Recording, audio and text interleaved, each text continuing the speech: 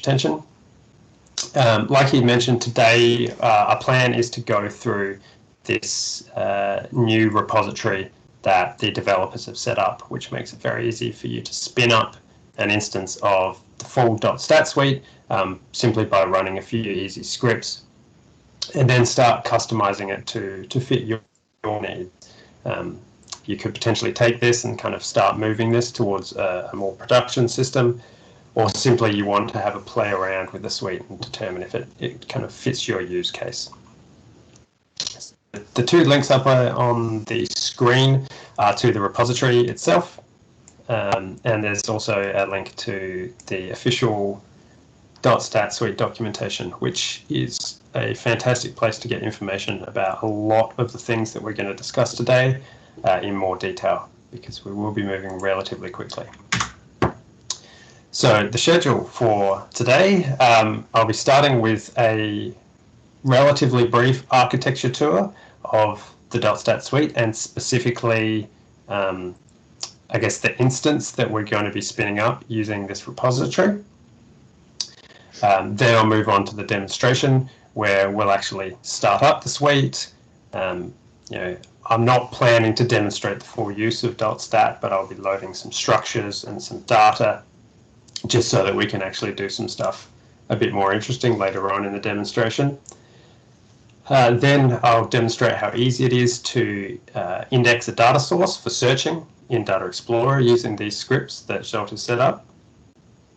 And then we'll be kind of getting a bit more into the weeds when we wade into the Docker Compose files themselves in order to add a new data source as represented by a new Nsi service in the Docker Compose files, and then all of the different bits of configuration that you need to do so that that data source shows up in your various other parts of the application.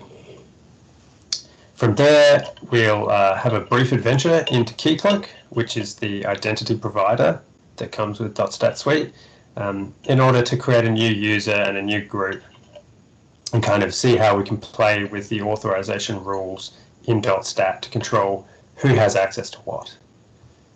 Finally, for the demonstration, we'll go into the Data Explorer settings, and I'll demonstrate one of the many things that you can configure, which is adding a new facet or drop-down to the Data Explorer homepage.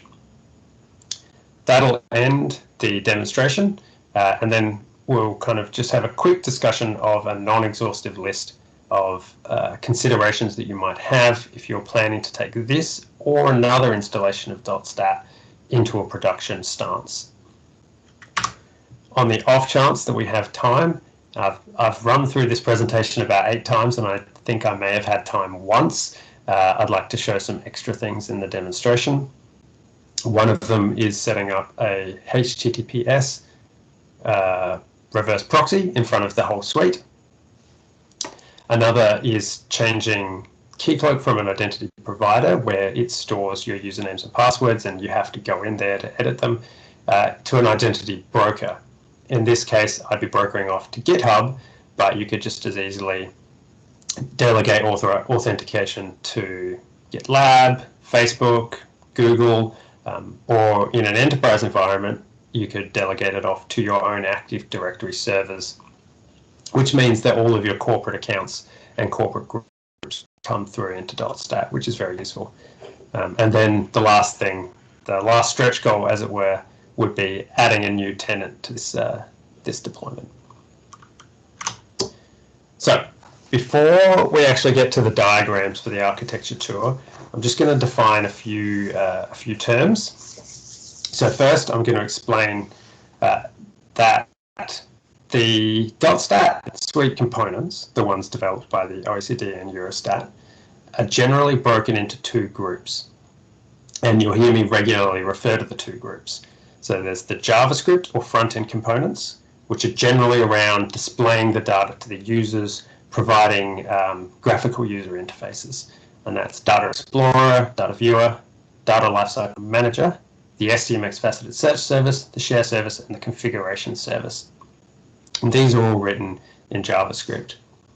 Contrasted with that are the .NET Core or core components, which are often also referred to by me at least as the backend components. So if I accidentally slip up and say backend, I'm probably actually referring to these. And these are more of your service-based components that kind of sit close to the database and do all of the nitty-gritty. So the Nsi service, which is the actual SDMX REST service itself, the transfer service, and the authorization management service. Now finally, we'll get to the diagrams, but finally, there's three terms that I'm going to use a lot during the architecture tour and during the rest of the demonstration, and that is data source, data space, and tenant. So it's worth defining them up front. A data source is like a front-end JavaScript concept, and it refers to any SDMX REST standard compliant web service that the front-end applications can be configured to point to for loading structures, retrieving structures, reading data and indexing and stuff like that. In our context, it's nearly always going to be an instance of the Nsi services. So in the repository that we're using, it will spin up two services and there will be two data sources configured with the front-end applications. A data space is very similar to a data source, except for it's a bit more database-centric. So there are three kinds of database that sit behind our SDMX services. The data database, which stores data, the structure database, which stores structures, and the common database, which stores common entities such as the authorization rules, which manage access to data. Each pair of a data and a structure database is what makes up a data space. So it's essentially all of the SDMX structures and data in those two databases is the data space. If, as usual, you only have one service in front of these two databases, the data source and the data space are pretty much the same thing, but there's nothing stopping you having two services in front of the pair of databases. For example, if you wanted one service that was a read-only service that you could give lots and lots of access to various people to, and then have another service targeting the same data space, which was much more locked down and had the ability to update the database. So this is a pattern that we follow in the ABS, for example. So there's two services, but there's only one data space. And finally, I'd like to define the word tenant. So a tenant is a collection of settings and assets for controlling the appearance and behavior of the .stat front-end applications. So for tenanted applications like Data Explorer or the DLM, when you connect, you implicitly or explicitly are specifying what tenant you want to connect as. And then when the application goes off to collect its settings and work out how it's going to behave and how it's going to display, what colors, it will ask the configuration service for the settings for that tenant. So the example I always end up using is, say, if you're hosting Data Explorer for a bunch of different countries, each of those countries might want to connect to Data Explorer and have it look and behave differently for each of them. Say their own flag in the top left-hand corner, or I don't know, their own colors in the background. And tenants is how you would do this. So the OECD does that in their cloud-hosted instance of .stat. If you connect to the top URL, DE staging OECD, you go to Data Explorer with the OECD tenant and you get one banner. If you go to DE staging stats NZ, you go to the same Data Explorer instance, but you go there with the stats NZ tenant, and so you get a different banner. All right, so we're on to the actual architecture diagram. So I like to think that I understand the .stat suite relatively well and how everything talks to everything else. And I drew this diagram, but I still have a lot of trouble actually working out what on earth is going on here.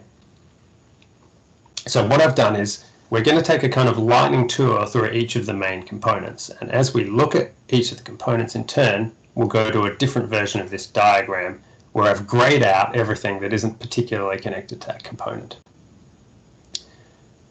The diagram is made up of a bunch of components and the dependencies between them. These arrows, if they're solid, indicate a connection directly from an application to another application. So here the search service has a direct connection from its container to the NSI service. A dashed line indicates that there is a browser-based connection, so the connection has to come through the user's browser. And finally, a dotted line indicates that the connection occurs both through the browser and directly from the container.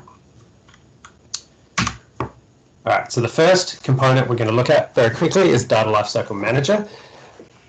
DLM is the kind of administrative user interface that you use to manage structures and data in your data spaces. It relies on the configuration service directly in order to retrieve those tenanted configurations that we were talking about previously.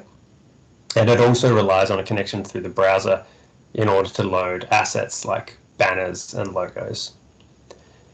In order to manage structures, it requires a browser connection to the NSI services, and this is configured in the configs in the data sources file, which we'll be visiting later when we add a data source to our installation. It also relies on a browser connection to the transfer service in order to load data into the databases and between the data spaces. Now, before we talk about Keycloak, I thought I might have a quick aside and discuss how the authentication authorization pattern works in .stat, because I feel like this can often be a bit of a stumbling block when you're setting up your own instance of .stat and you get a bit confused about why nothing's working, or you load up Data Explorer and you just see this spinning wheel and it doesn't go anywhere. So the authentication authorization model in .stat depends heavily on the OpenID Connect OAuth 2 protocol. Concretely for, say, DLM, what this means is when you connect to DLM, the first thing it will do is go, look, this is an administrative interface. Anything you're going to be doing through this interface is probably something that you need to log in for. So you'll be redirected via the browser to Keycloak, and it will say to Keycloak, I don't know who this is, please authenticate them. Keycloak then has the responsibility of authenticating you somehow. In what we're spinning up now, that will involve asking for a username and password, but it could just as easily ask you to authenticate through a third party like GitLab or Gmail or Facebook. Once it's done that, there's a little bit of a dance that goes on back and forth between Data Lifecycle Manager and Keycloak, and at the end, DLM has two tokens that we're interested in. An ID token, which tells DLM who you are, so it can display your name and your email, and an access token. And the access token is what is sent to the back-end services for them to perform their authorization. Okay. So Data Explorer is the next component we're going to look at. Data Explorer is more of a dissemination user interface. You can search for data, you can visualize it in tables and charts. If you like the tables and charts, you can share them with other people. It, like DLM, relies on the config service for tenanted configurations. It relies, of course, on connecting to the NSI services in order to bring down the data and structures to visualize. And it relies on Keycloak in exactly the same way as DLM. So you get a redirect to Keycloak, you do a bit of a dance, and now you're authenticated. It also needs a browser connection to the share service, because this is the component that powers that sharing of tables and charts, and it needs a browser connection to the search service in order to power the search. Both of these are set in the config files. Data Viewer is what you actually use to view the tables and charts that you've shared through the share service. As you may be noticing a pattern here, all of the front-end applications rely on connecting to the config service in order to get tenanted configurations. It also needs to connect to the share service to retrieve those definitions of tables and charts, and it may need to connect to the NSI services, depending on whether the chart/table was shared as like a latest version or a snapshot. What you might notice is the Keycloak is grayed out in this diagram, and this is because the data viewer does not support authentication, which means if you share a table with somebody, or indeed even yourself, and then try to view in data viewer, if the data flow you're trying to connect to is not publicly available, you won't be able to see it.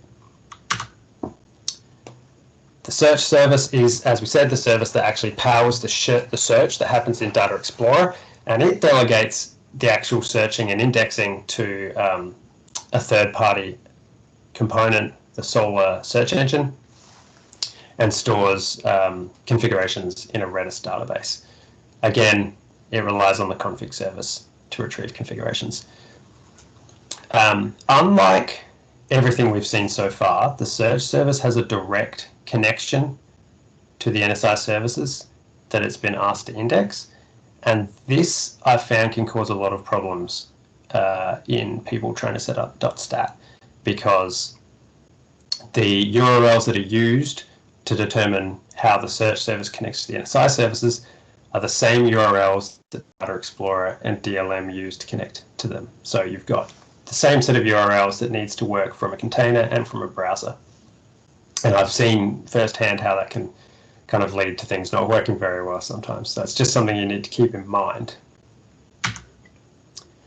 The share service is, like we said, the service that powers the sharing of tables and charts in Data Explorer.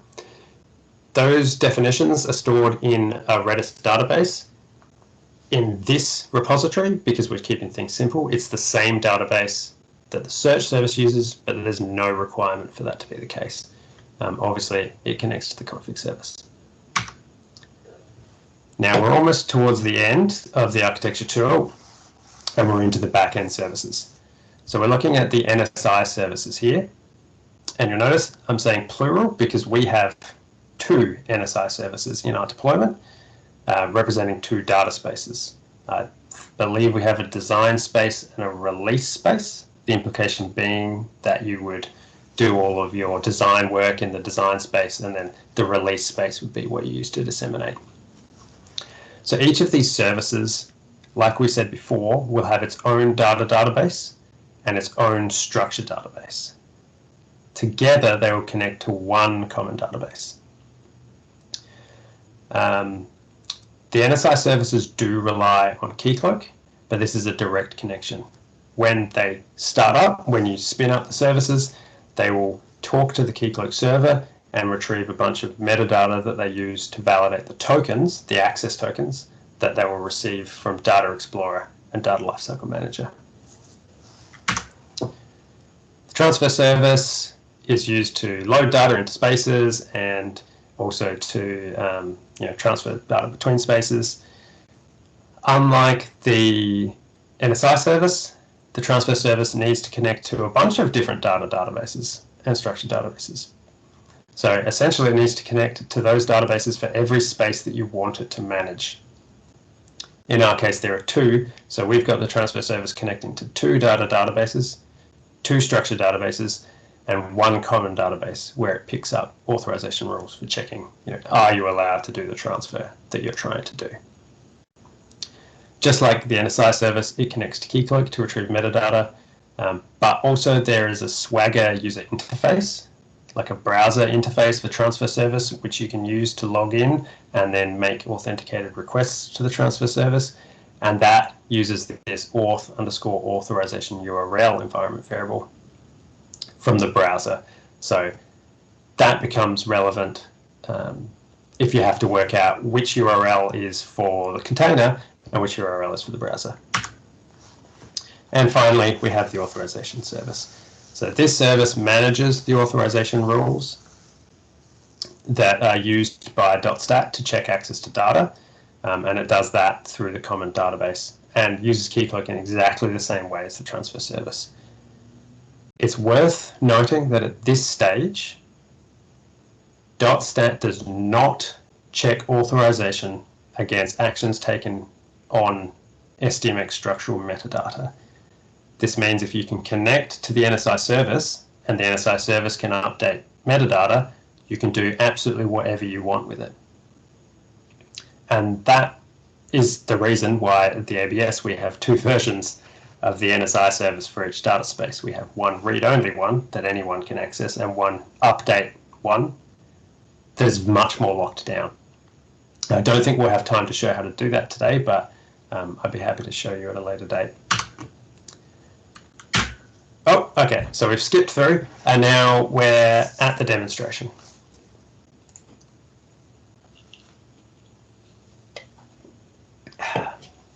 So I've checked out the repository. I promise I've just cloned the repository. I haven't done any other setup. And we're going to start from scratch. So here's the repository structure, and I have the repository open up here. So we'll just have a quick tour of the Docker Compose files that exist. So the sort of main files for the demonstration are 3 YAML files for Docker Compose, one that spins up all of the back-end core services, one that spins up all of the JavaScript front-end services, and one that spins up Keycloak. Then we have our scripts for starting and stopping the services if you want to get a quick start, which is what we'll be doing. And finally, an end file, which is where environment variables are stored. So you would come in here and you would change this if you need be. So pretty much everything I'm going to be doing today is listed or written up in the README of this repository. So I'm not going to keep going back there to show you, but all of the kind of noodlier things are described there. So you should really be able to just download this yourself and get started very easily. Okay, so according to the documentation that Zolt has put together, the first thing that I need to do in order to spin this up is make sure that all of the scripts are executable by running this command here. Okay, that seems to have worked. And now we can go up into the demo, which contains those files that we looked at earlier. And all we should have to do is run start.sh and then provide a host name that we want it to host the .stat at. So if I was, for some reason, putting this up on a VM in the cloud and I wanted it to be available via a nice host name, that's where I would put this here. But because I'm running it on my own machine, I'm going to provide my IP. I'm not going to go into too much detail about this, but the reason I'm providing my IP and not my local host is because of that issue with the search service using the same URL as Data Explorer. So you've got one URL connecting in 2 different ways, and using my IP gets around this. From the documentation, it sounds like if you were running this on Windows, this wouldn't be a problem, and you could just use localhost. Okay, so we run that. The first thing it's going to do is reach out to the configuration repository up on GitLab and pull down a whole bunch of front-end config. Then it'll run through those files and do essentially a find replace to make sure that all of the settings, because some of them are URLs, work with my new host name. It will also spin up all of those Docker Compose files, which involves spinning up some databases, configuring the databases, spinning up Keycloak. It will provide some default configuration for Keycloak. What I found people find almost the hardest thing about getting this up and running is getting Keycloak configured. This just does it for you. So it'll create a default realm and a client and some users for you so that you can just kind of jump in and get started. Throughout the presentation, when I see settings that are done largely in order to make this easy to use, but you wouldn't want to do in production, I'll try kind of bring attention to them. And this is the first such setting. So as part of configuring Keycloak, it turns off this thing called the HTTPS required flag. But what this means is that when you want to log in to Keycloak to configure it, which we'll do later to add a new user, you don't have to connect over SSL, which is good because everything is hosted on normal HTTP here on a whole different range of ports because I'm on my local host. In production, I can't think of a single reason you would ever have this set to off. But for now, It's perfect. All right, so everything is spun up, and I'm just kind of going to, I guess, prove that it all works by going to DLM. Now, I know that DLM is hosted at port 7000 because I've done this presentation 8 times, but again, all of this information is in the README. So we go to DLM, and like I said in the description of authentication, we're immediately redirected to KeyCloak, where we have to log in as test admin with the password admin. Again, this is in the README. And we're logged in, all seems to be working. Let's upload some structures that we can use later on. Agency ID, we'll create a nice data flow. So I've brought my own structures, but I believe there is something in the works to create a set of sample structures along with the repository to make it a bit easier to get started. Now that's done. We'll create a category scheme. And finally, I'll categorize my data flow. All right, so let's just make sure that actually all worked. Okay, that looks fine. And finally, I'll just very quickly use the connection to the transfer service to load some data to both of my spaces. Now, this is a place where you might want to change your configuration. You'll notice that it says you should receive an email once it has been processed about the transfer that I've queued up, because they can take quite a long time. I will never ever receive an email because I haven't configured the SMTP for the transfer service. So that is in our end file. You can see there are some environment variables here called SMTP service config. There are instructions in the README on how you can set that up with Gmail. You could also set them up with your own SMTP server. The only reason I didn't set up with Gmail is because I intended to come into this file to show you things and I didn't much fancy having my Gmail password sitting there. So I haven't done that, but I know for a fact that, that this transfer will work because I've done it like a million times. So we can go here and bring this up. Okay. Let's just have a quick. Oh, okay. I am on the wrong branch.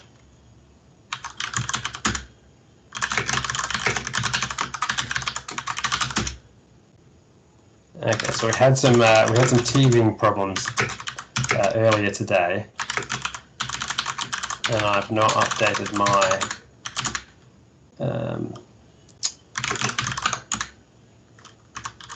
local repository. So if you just bear with me, I'm going to tear everything down, delete the folder, and start again. So at least I'll show you how easy it is to start. Okay.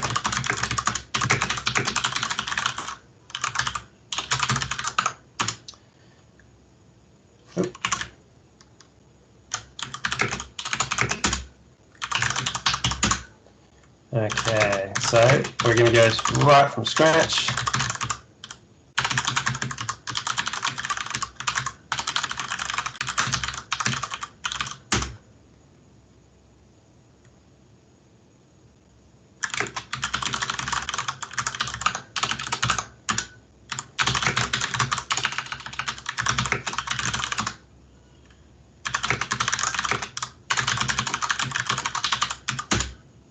Okay, all right, so we just need to run our scripts again.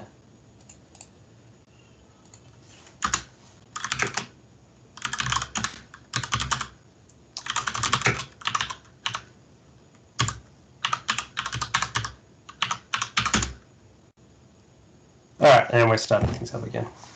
All right, sorry about that.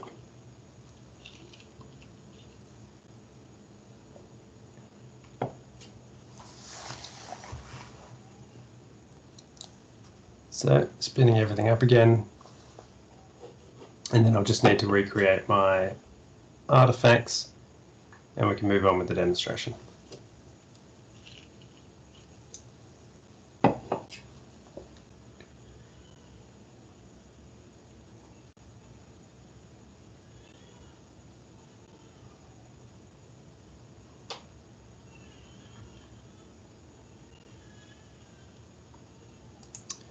All right, let's try that again.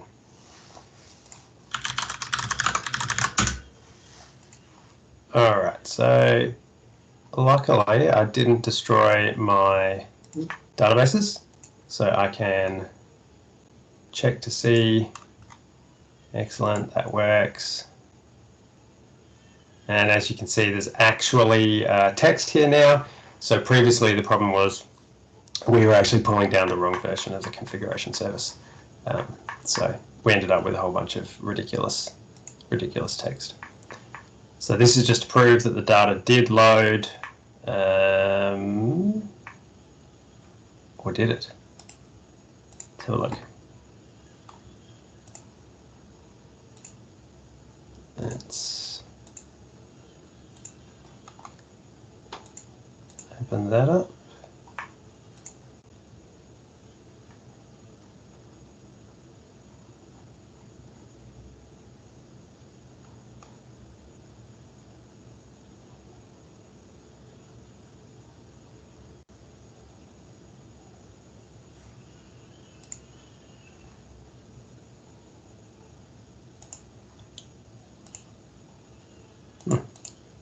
Okay, well, I'm not quite sure what happened there.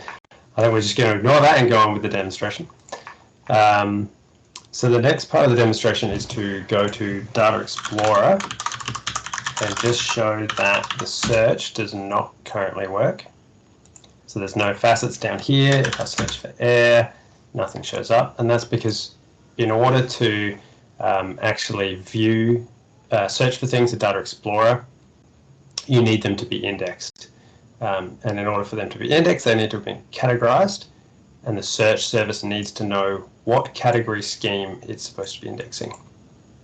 So that information is held in our configurations from the config service, the front-end configurations, and in the data sources file. So this, when I talked about data sources before, this is where those data sources are defined. You can see that they provide a URL, which is the URL to the NSI service that is the data source.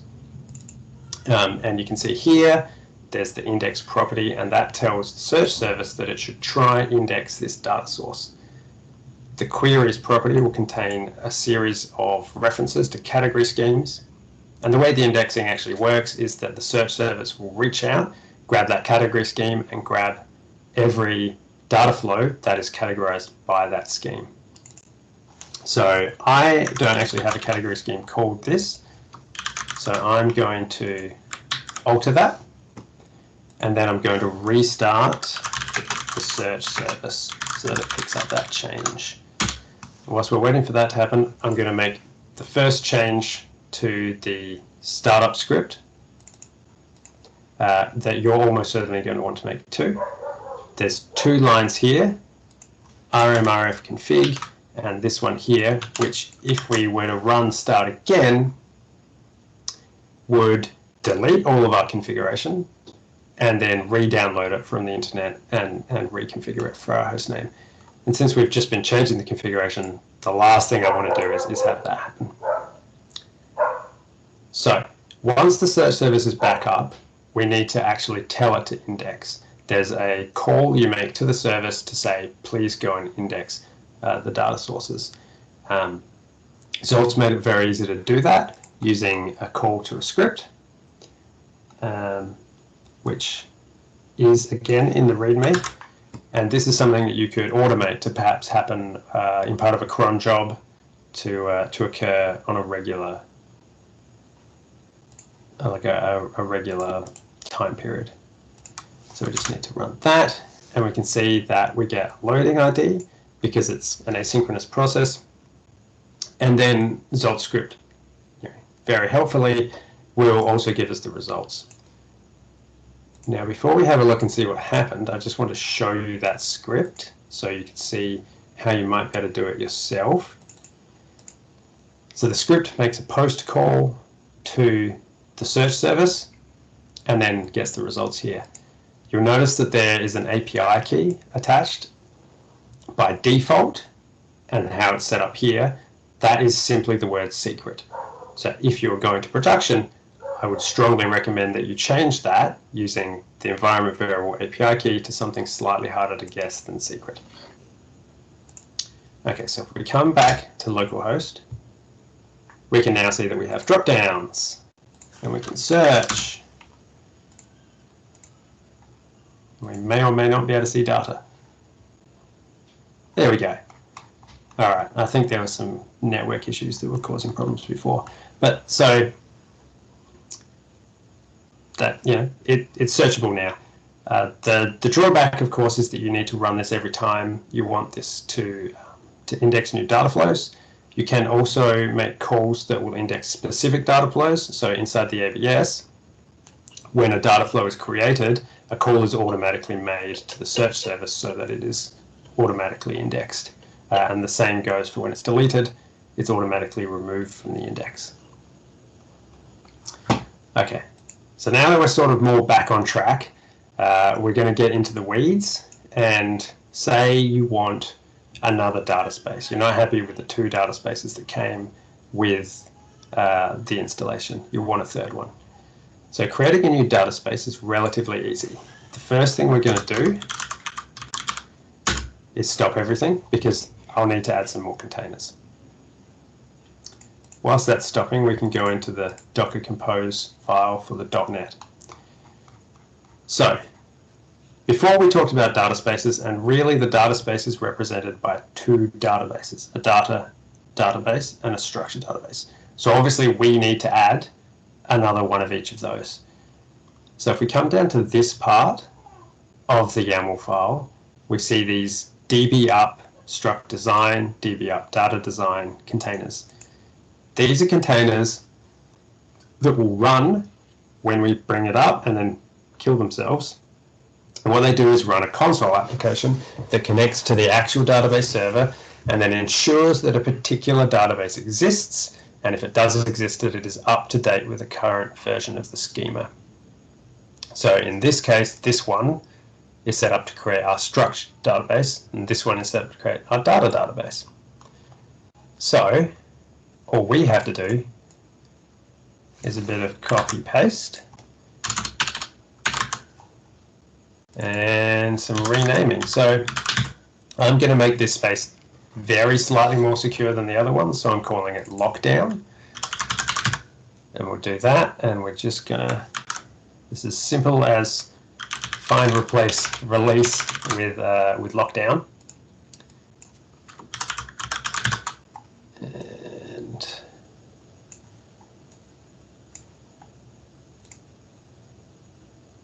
there we go.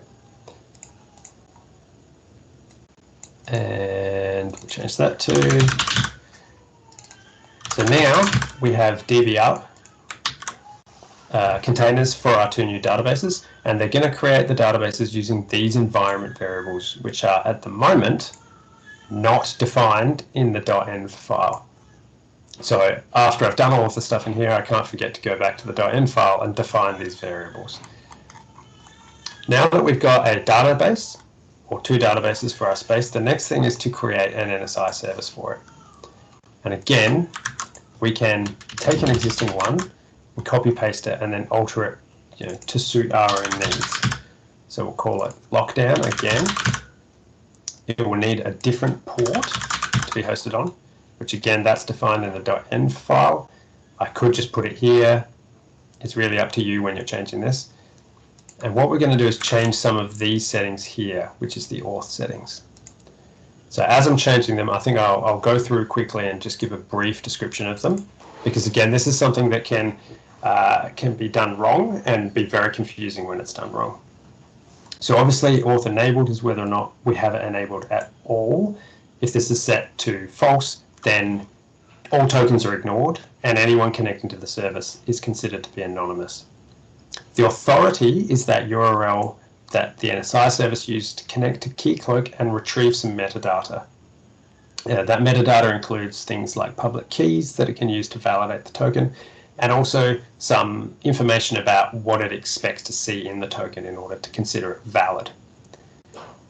The client ID is a piece of information that the service expects to see in the token, specifically in the audience field. If we were to set this to a different client ID to the rest of the .stat suite, which is what I did in the first few run-throughs of this before I ran out of time, the DLM and the Data Explorer wouldn't be able to log into this service because they would retrieve tokens that had one client ID in them, but they wouldn't have the one that we set here. And this sort of change is how you could potentially use Keycloak to lock down access to this service to a very small select set of people. I'm going to call out require HTTPS and validate issuer as two settings that probably should never be false in production, but are very useful to have false here. With require HTTPS, if that's set to true, this URL it uses to get the metadata has to be HTTPS. Validate issuer is essentially a protection against putting multiple realms on the same Keycloak server. So very quickly, a realm is like a collection of applications and users and groups. And so you might have your developer realm and your production realm. With the developer realm would have a whole bunch of users that shouldn't really have access to your production systems. If you had both of those realms on the same Keycloak server, because I don't know, you can't afford more than one Keycloak server, if validate issuer is set to false, you could log into the developer realm and then use that token to do stuff in your production system. So that, I would say, in general, should be true. Finally, the thing we're going to change is allow anonymous. If this is set to true, you can make calls to the service without a token. You'll be considered an anonymous user and be treated as such, but you can still at least connect. Whereas what I'm going to say here is no, you have to provide a token. If not, then you're not even allowed to talk to me. I don't want to know about it. And then we just got a bit of housekeeping, replacing some sender IDs and some depends on stuff. And then we need to change our databases so that they point to the new ones that we created, which luckily just involved replacing the word release with lockdown, making this a lot easier. And we're almost done with the with this file. The last thing we need to do is make sure that our transfer service knows how to connect to our new data space. Otherwise, we won't actually be able to load any data into it. To do that, we have these settings down here. So you've got spaces internal, then a number, and then a bunch of different settings. So you can see here we've got two sets of this spaces internal, one for our design space and one for our release space. So you guessed it, we're going to copy paste, and we'll change this number to 2. And then all we have to do is change some settings here, do a bit of copy, replace again. And just for completeness, I'm going to say that the transfer service needs to wait for all our databases to come up. All right, so we've set up a new NSI service. It talks to the new databases that we've set up, and the transfer service is able to talk to those databases as well, and hence manage data. Now we need to keep a note of this ID that we set here, because this will be very important when we configure it in DLM. So now that we've done all of that, we can go ahead and start up everything again. And in the meantime, we'll move on to the I just said that I had to not forget to do the environment variables, and I forgot to do the environment variables. Okay, so we created a number of new environment variables, which we now need to populate. So one of them was the port that we share the service on, and then the others were all to do with the databases. So again, it's a very simple find replace. And I have to remember to change this to our new database name. And let's change that and that. I think I've got about a 50% record of not forgetting to do that. All right, so we're splitting that up, and the next thing we have to do is go into our front-end applications and their configurations and make sure they know about this new service that we've created, because as it stands, they don't know. And we've been to this file briefly. This is the data sources file, and this is where we would tell DLM, Data Explorer, Search Service that there's a new data source in town. And we do that simply by adding a new entry here, giving it a decent ID. We'll give it that label, and we need to tell it where to find it, which was at port 82. And then this just sets it up so that everyone who wants to use it in the front-end applications can use it, but we would still need to go into each application and tell them to use this data source, because these data sources aren't tenanted. These are the data sources available to everyone, but which ones you want to display might depend on which tenant you're using.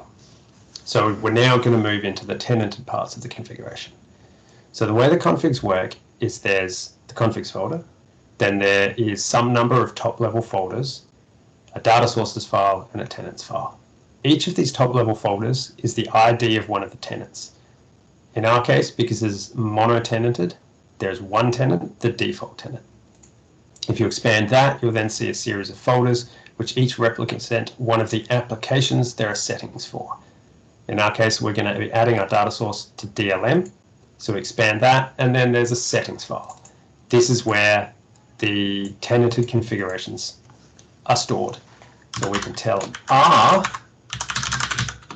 DLM that we want to use the demo lockdown data source by adding it to the DLM data sources.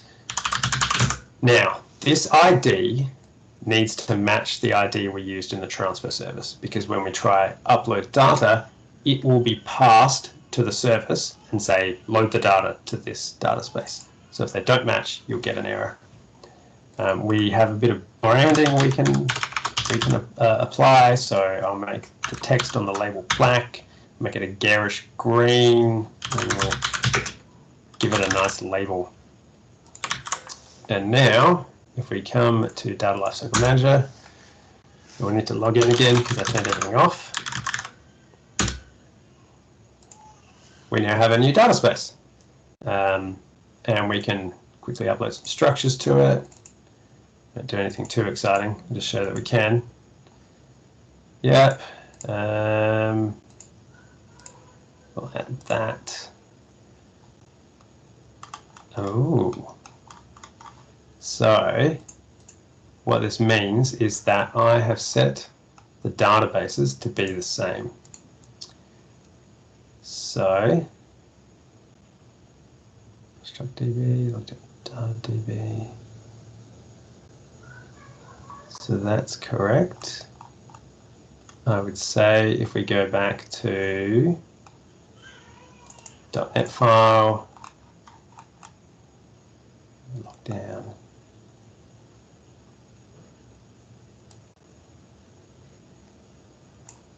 Here we go. I knew this would happen. I forgot to replace some of the settings. So you can see here we still have some settings that refer to release. And so if you miss that, which I'm going to pretend I did on purpose to display this, what will happen is when you try upload structures to it, it will end up putting it into the existing release database, which is not where you want them to go. So it's a simple matter of replacing that, making sure we haven't missed any other ones, and then starting it up again.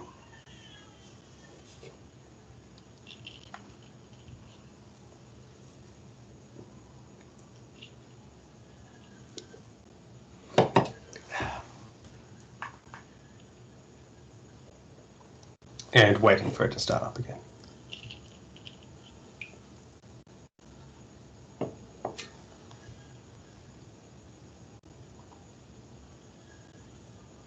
All right, looks like DLM should be back up. So we can go back to DLM.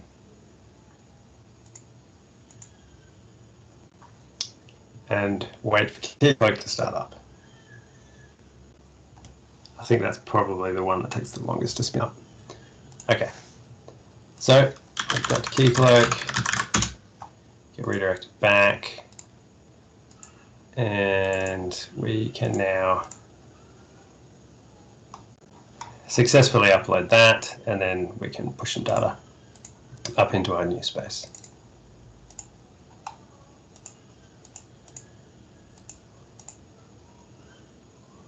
All right, but if we just try go to our new service, which is at 482, and say, see what data flows are there, it just immediately fails. And if we look at the network tab,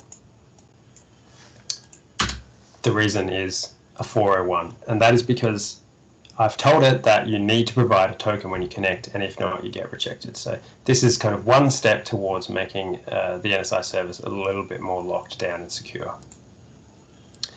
All right, so we've actually only got one user at the moment, this test admin, and this test admin user has, well, administrative access. They can do literally everything they want to anything they want. So it might not be a bad idea to go into Keycloak,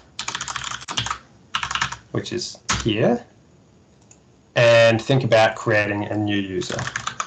So the username and password for Keycloak is in the README. It's admin password. And we're now into the Keycloak console.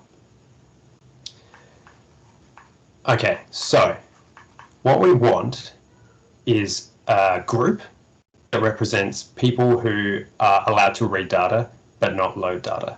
And then we want to create a user or users and add them to that group. So if you're in that group, you can read data. If you're not, you can't. So creating a group is as easy as coming down here and then clicking on new. You can see we already have a group called admins, and that was created automatically by Zolt scripts. So we're just going to call this group data readers. So you can see that I've done this before. And then we're going to create a new user. If we view all the users, we can see that we have the test admin user here already. So we can add a user, call them test data reader. You must provide an email for your users because email is what .stat uses to uniquely identify a user.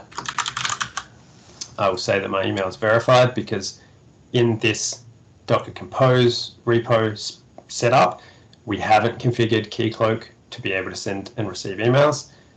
If you have in your deployment, you could potentially have it send out an email to this user to confirm that they exist.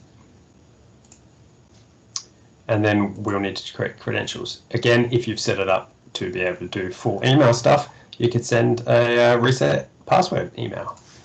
I haven't. I don't want to. So I will be manually giving this user a password so that I can log in. And then we can come into the users groups and simply add them to the data readers group.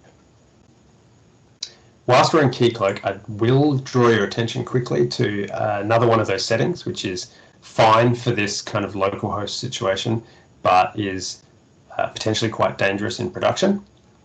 And that is in the client, which represents the entire .stat suite, so DLM and Data Explorer log in through it. The NSI service and transfer servers expect to see it in their token. There are these two settings here, valid redirect URIs and web origins. To make spinning this up very easy and using it easy, these have been set to be wildcards, so literally anything goes. The problem is that these are very important security settings for making sure that if you're logging in using Keycloak in the browser, you can't be tricked to log in from, I guess a naughty source.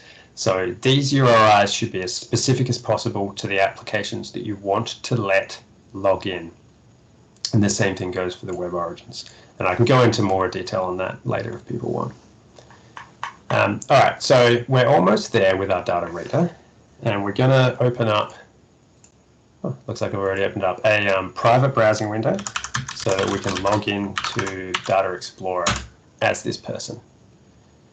So we can log in, test data reader, and we have to re-index.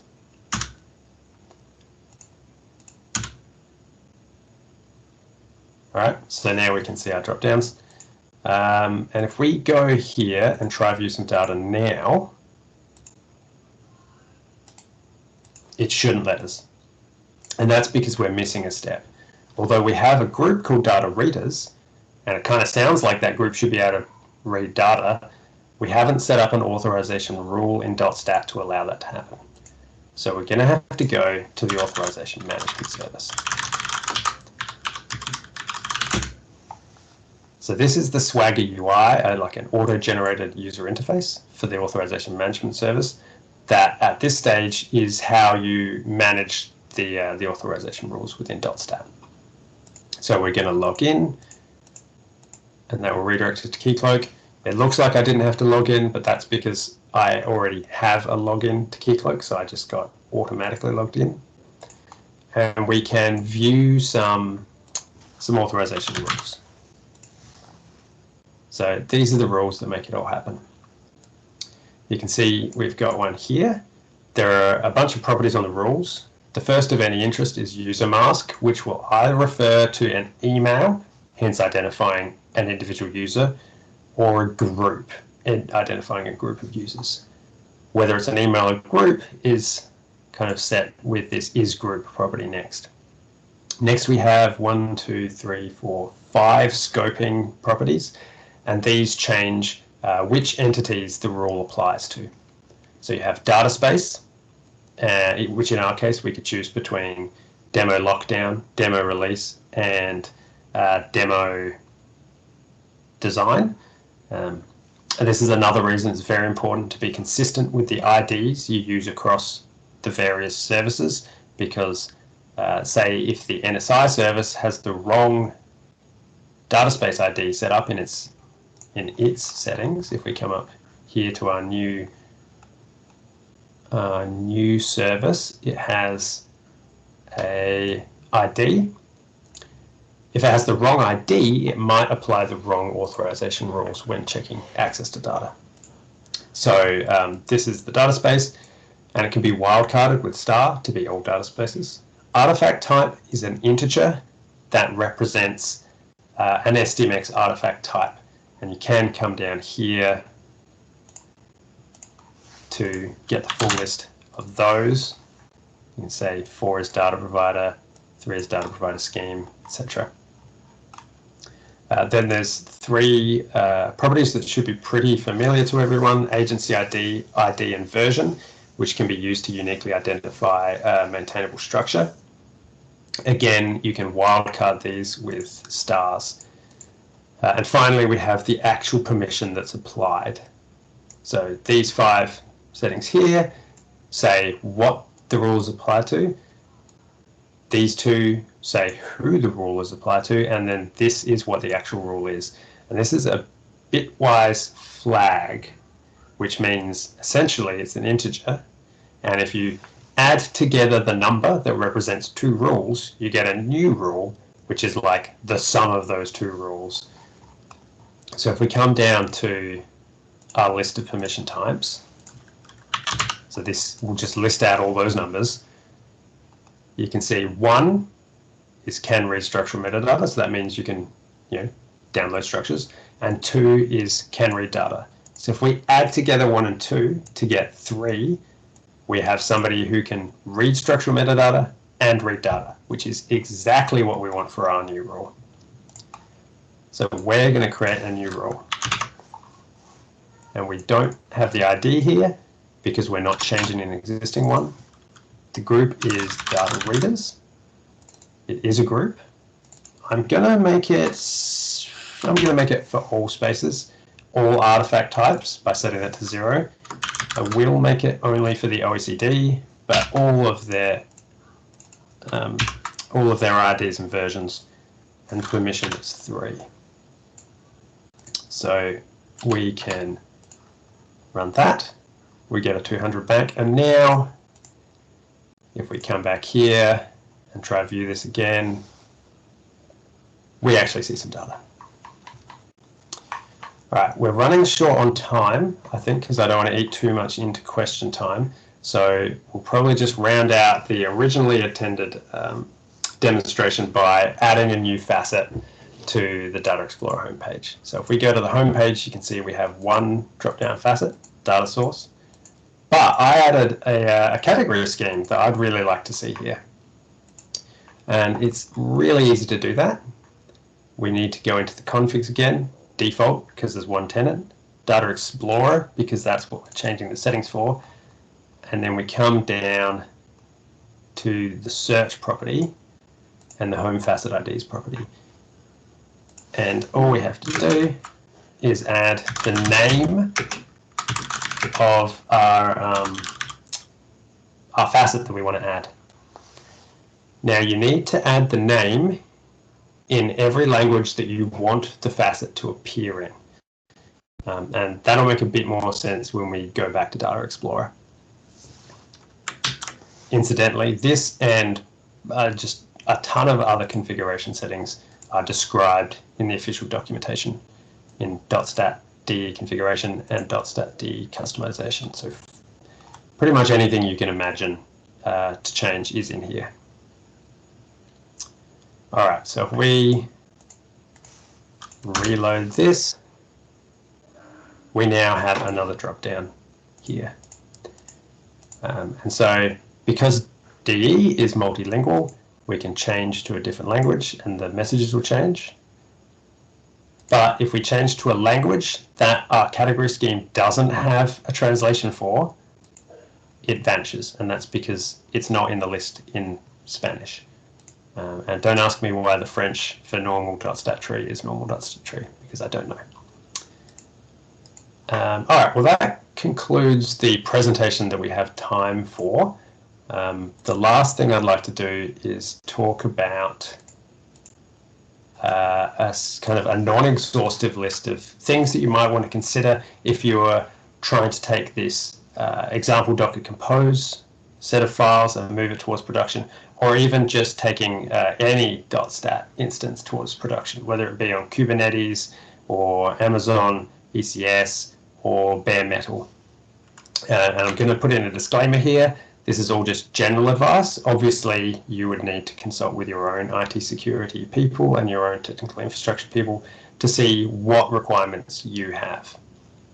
So I would almost go as far as to say that the first one is a requirement. You saw as we went and visited all of the sites that everything is on its own port and everything is HTTP only. In order to consider this production ready, you really should have some sort of SSL terminating reverse proxy in front, like Apache or IIS or Nginx or something like that. You might want to consider your high availability requirement. What is your acceptable downtime? Do you need database backups? So not backups, database high availability clusters to make sure that if one set of the SQL Server databases go down, another one comes back up immediately. You would also want to consider your database backup strategy. How frequently will you back up? How will you back up? Do you want to move away from using a container for your database and instead move to something more of a managed service like Amazon RDS or whatever the Azure one is? I'm sure Google has one as well. Your scaling and caching requirements. So do you want to, we spin up one instance of each of the containers. Maybe you want to have some sort of automated scaling that goes in and out in terms of demand. Perhaps think about putting a cache in front of the Nsi services to kind of make sure that they're not hit quite so hard for the same queries again and again and again. Do you have throttling requirements? Would you like to consider putting some sort of API gateway in front of it and using API keys to target throttling to make sure that certain users aren't just slamming the service?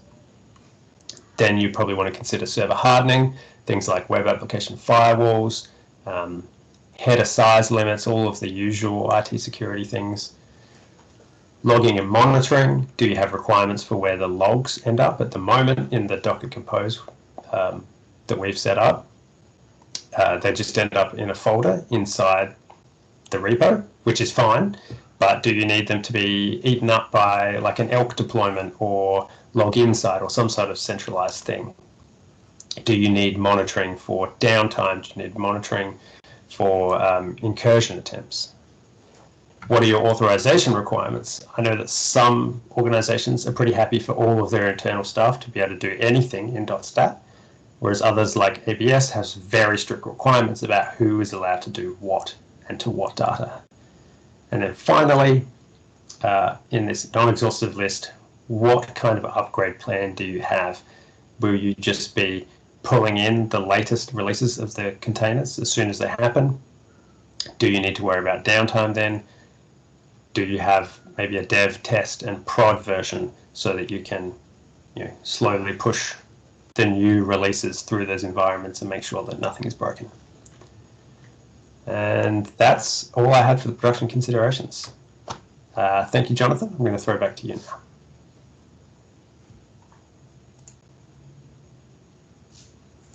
Thank you, Ben. That was a very good overview. I think it seems we do not have... we had some questions as we went. So I asked those who maybe have questions now, if they wish to ask a question, please use the raise hand feature. There should be a little raise hand in your main bar where you connect or share your screen or enter the chat.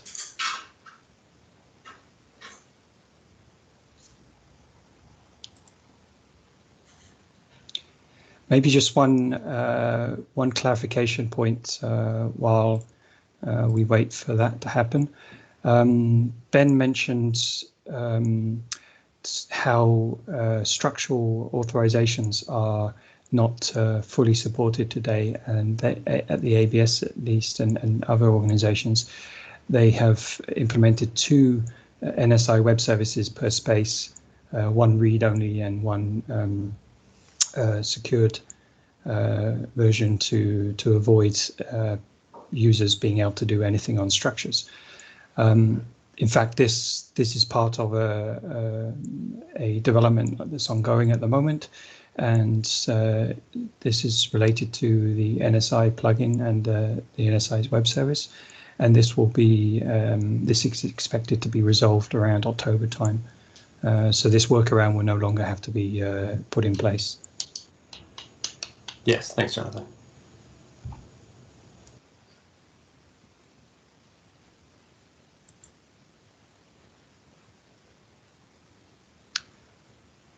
Okay, I'm just looking. Is any questions? It seems that maybe not. It seems that everything was probably crystal clear there from you, Ben. So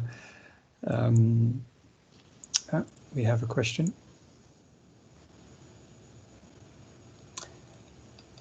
Yeah, I think the plan, Bogdan, is that there will be sample SDMX files included in the repository. Whether those would be the ones that I used in this demonstration or other perhaps more generally applicable ones, I'm not certain at this stage. But yeah, I can't think of why I wouldn't be able to share these files with you if you'd like them.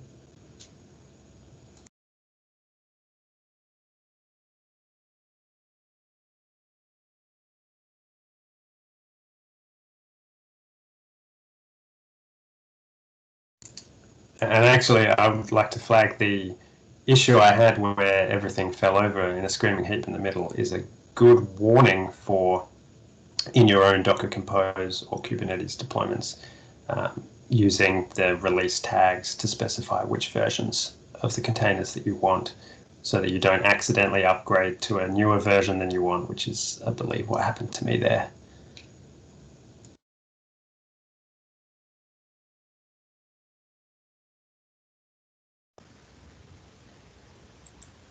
So we have another question from Stefan. Is there any further information available on the upgrade scenarios? So maybe Ben, you want to stay here, or?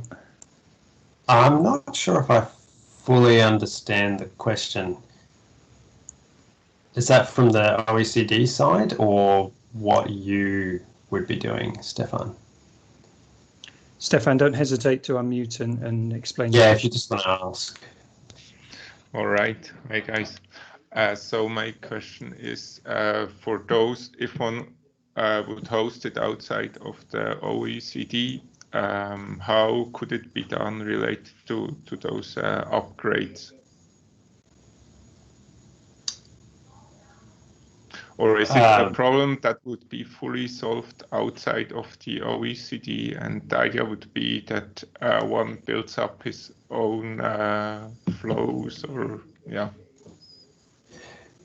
Yeah, so I believe you would need to have your own plans in place, and what they would be would depend heavily on how you're deploying the service. So if it's Docker Compose and you don't need to worry too much about downtime and you trust that everything will work, it could be as simple as changing the versions of the containers, of the images, sorry, that you have in your Docker Compose file and starting it up again. So I think Stanislav could talk about how they do it at SPC, but I think it's similar to that, although I believe they have a dev instance to check things first. Yeah, so I guess in our scenario, it could be that first guys would like to test it and see whether things work as expected. And yeah, if it turns out that everything works fine for a moment, to maybe move forward to a more automated approach. Yeah, I think that's fair. The ABS, for instance, I think has about 7 environments that we have to progress a new release through to get to production. So it's part of it is a measure of the risk appetite of your organization. All right, thank you very much for the information. No worries. And Dan has a question. I can't think why you wouldn't be able to start up two. So the question is, they have 2 Docker Compose files. Would it be possible to start them separately in order to speed up starting all the services? I can't think of a reason that you couldn't do that.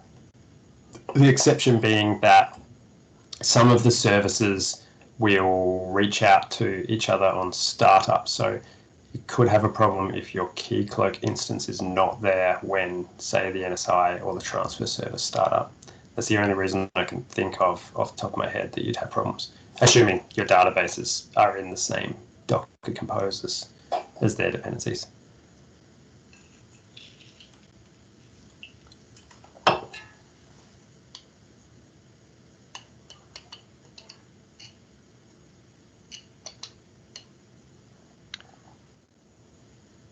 Okay.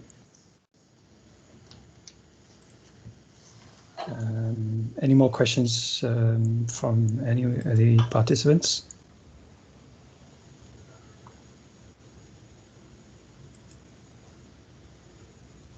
And obviously, if you think of anything afterwards, feel free to contact us and ask. Indeed. And we shared some links in the chat also to the documentation, and what you saw today presented by Ben in the slides will be shared as well. So the diagrams and things like this, we'll share this afterwards. Yep.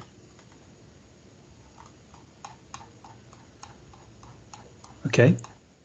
So I think we've come to an end. No more questions. I would like to thank Ben for the excellent presentation and explanation of the Docker Compose installation, and also the work of Zalt, who's actually not said anything but been asking questions, who actually did a lot of the work on this very simplified Docker Compose examples that can now be used for installation of the .stat suite to get an instance up and running very quickly, as you can see from what Ben demonstrated today. As Ben said, don't hesitate if you have questions later to contact us, and we'll share everything immediately after this webinar, and the recording will be made available as well to you, so in case you wish to play this back and at a later date. So I thank everyone and wish you a good day, good morning, and good evening wherever you are. Thank you. Thank you.